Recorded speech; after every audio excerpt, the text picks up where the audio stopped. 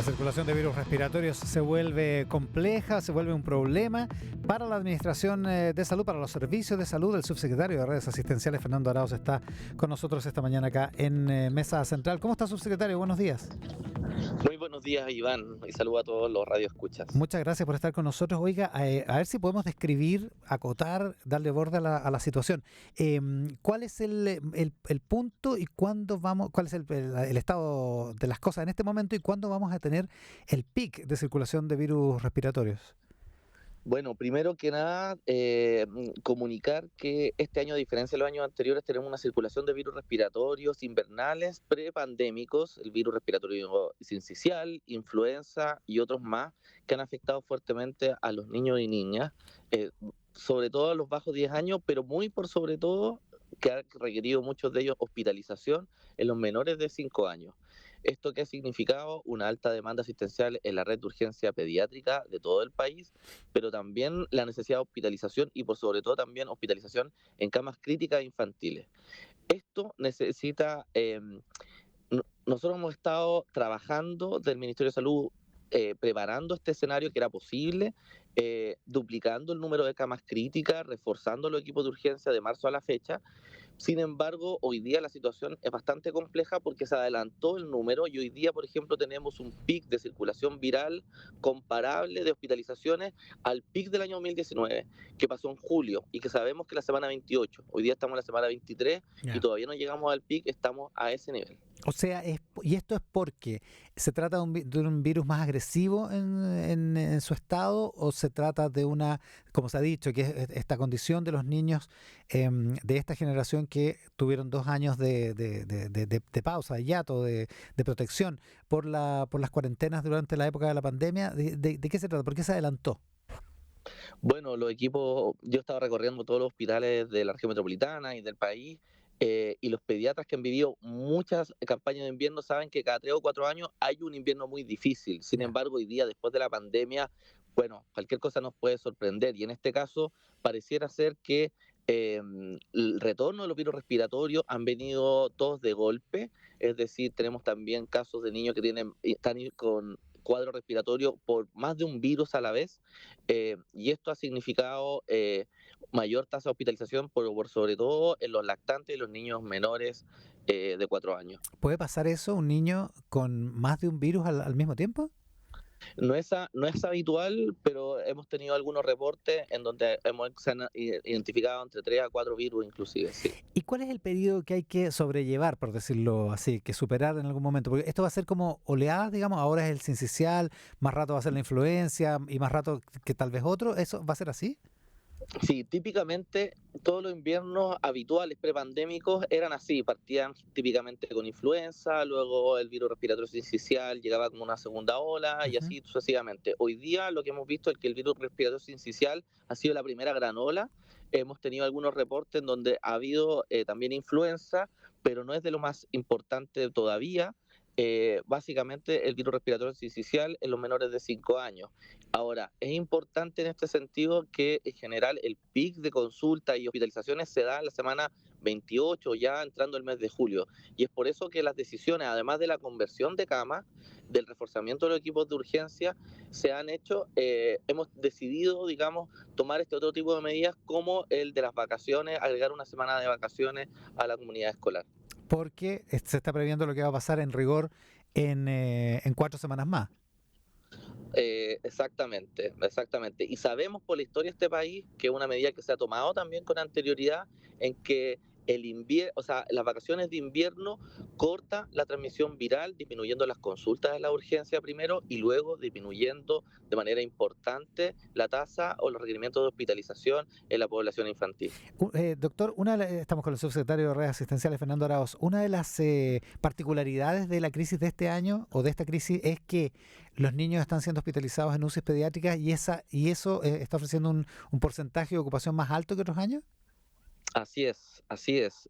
Hoy día la situación ha ido complejizándose en cuanto al requerimiento de camas de niños y niñas, tanto en el sector público, también con el sector privado, en donde hay mayor requerimiento de hospitalización e incluso tenemos casos de que hay algunos niños, en general los más grandes o los adolescentes, que requieren hospitalización, que han debido hospitalizarse no en unidades de cuidados intensivos pediátricos, sino que en unidades de cuidados intensivos adultos, dado, digamos, la necesidad de camas.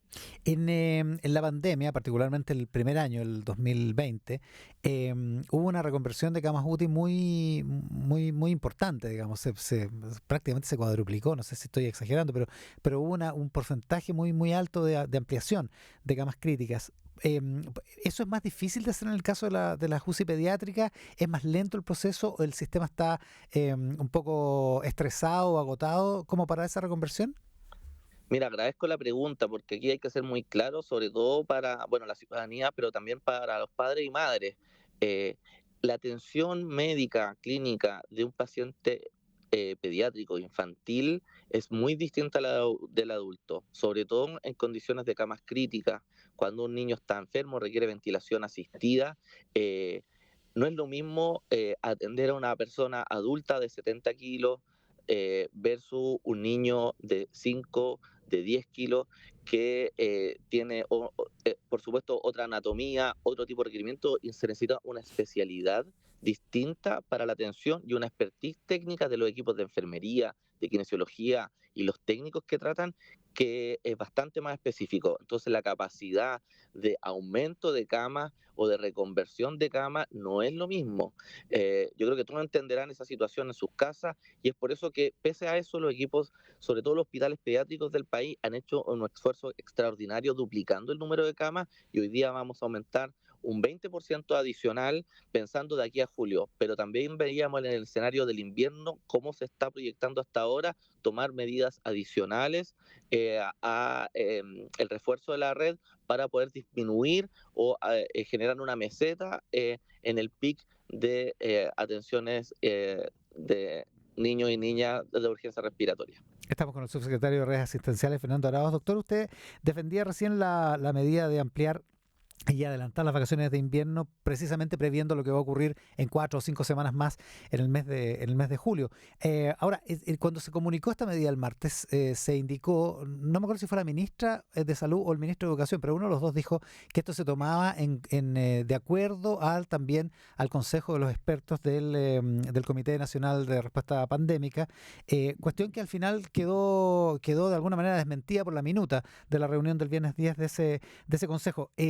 Independientemente de que el gobierno, como cualquier gobierno, tiene la prerrogativa y el derecho a tomar la decisión que quiera, más allá incluso del consejo de los expertos, ¿por qué se dio ese ruido? ¿Por qué pareció entenderse que los expertos de ese consejo asesor en particular, estaban de acuerdo con la medida cuando en rigor no lo estaban?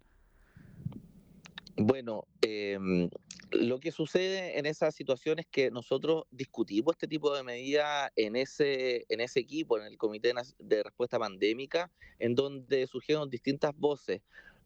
Usted entenderá que no es fácil tomar este tipo de decisiones. Había gente, digamos, que participa de este espacio en donde que es bastante técnica y la discusión, si bien había, yo diría, un acuerdo en que es una medida que puede ser efectiva en condiciones de saturación de la red asistencial con alta circulación, como la que estamos viendo ahora, no había unanimidad respecto a la oportunidad de en qué momento realizarlo. Si hubiera sido esta semana o hubiera sido, digamos, de manera inmediata o con tiempo hacia adelante. Eso generó que no hubo, de alguna manera, acuerdo entre todos los expertos, pero por eso la respuesta, dada la situación de la red asistencial y entendiendo también que esto requiere planificación, porque es una medida que escapa solamente al ámbito sanitario, tiene que haber pronunciamiento de la Dirección del Trabajo que salió para incentivar el teletrabajo, por ejemplo, dar directrices al respecto, hacer una planificación con las comunidades educativas para mantener la alimentación de los niños y niñas que lo requieran en ese tiempo y también para las personas que no tienen la capacidad de cuidar a los niños esta semana adicional en sus casas, que las escuelas permanezcan abiertas. Entonces, en ese sentido, lo más importante, y quiero dejarlo muy claro, es que para nosotros el cuidado de las niñas y niños de nuestro país es lo más importante y por eso tomamos esta decisión, pese a que no había 100% unanimidad en esta comisión. Lo que pasa es que se lo pregunto solo porque la verdad es que no tiene tanta importancia como las medidas propiamente tal. Pero se lo pregunto porque cuando las actuales autoridades de salud y de este gobierno estaban en el colegio médico o en la oposición, hacían mucho hincapié en que los expertos tenían que participar prácticamente de la gobernanza del manejo pandémico y que había que respetar su opinión permanentemente. Y en este caso, por las prerrogativas que el gobierno necesita tomar en cuenta, porque no solo hay que tomar en cuenta probablemente la opinión de los expertos, bueno, finalmente decide tomar una decisión distinta a la votación 11-1 que hubo en el Comité Nacional de Respuesta Pandémica en contra de adelantar las vacaciones. Por eso le pregunto, ¿por qué? O sea, es más o menos evidente que hay un cambio de opinión o de perspectiva, digamos, respecto de cómo se toman las decisiones. Mira, yo creo que el espacio, el 95, lo he dicho la ministra anteriormente, más que del 90-95% de las recomendaciones que da el Comité Nacional de Respuesta Pandémica son tomadas por la autoridad, pero hay un margen sobre todo para este tipo de decisiones que requieren otro tipo de coordinación o que tienen otro impacto, porque insisto, esto tiene que ver con la oportunidad. De alguna manera, la discusión que se dio, yo pude participar y escuchar parte de esa discusión que se generó, básicamente hablaba sobre primero, el efecto, en que sí se sabía que había un efecto al respecto, pero la oportunidad, si era en este momento o en 2 semanas más, habría que verlo más adelante. Entonces, pero sabiendo los tiempos de preparación que esto significa, evaluamos con la ministra, el subsecretario, eh, al respecto y decidimos, dado la proyección, como expliqué anteriormente, del escenario epidemiológico de la circulación de virus respiratorio y consulta y requerimiento de hospitalización que se venía para julio, tomar esta decisión que creemos que es acertada y que nos va a ayudar a proteger y garantizar el derecho a la salud de todos los niños de este país. Fue una decisión que se tomó muy rápido porque ahora se critica que no le corresponde a usted esto, digamos, porque usted es subsecretario de redes, digamos, no el Ministerio de Educación, pero porque adelanta, se alargan las vacaciones, pero no se planificó de inmediato o no se planteó de inmediato la necesidad de, por ejemplo, recuperar esa semana de clase en algún momento del año, a fin de año o de alguna manera, digamos. ¿Fue una decisión muy acelerada, digamos, o muy poco tiempo para tomarla?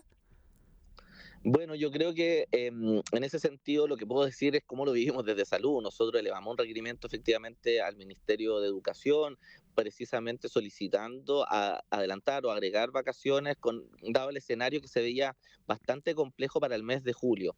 Y en ese sentido, dado que son 5 días y se podía dar esta posibilidad, se tomó esta decisión. Pero por eso fue una decisión rápida, digamos. Usó un movimiento rápido. En realidad no diría que fue un movimiento rápido, esto llevamos varias semanas conversándolo y de hecho se Ah, está anunciando con 2 semanas, digamos, de anterioridad ante la ejecución de la medida.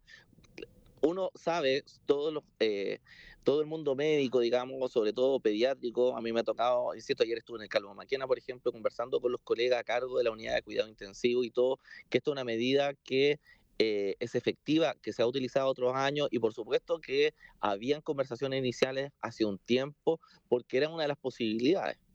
sí, oiga, lo quiero cambiar de tema antes que terminemos, subsecretario. Estamos con Fernando Arauz, el subsecretario de Redes Asistenciales, porque de alguna manera la situación que está viviendo la ministra de Salud con el Colegio Médico, de alguna manera compete a todas las autoridades del ministerio.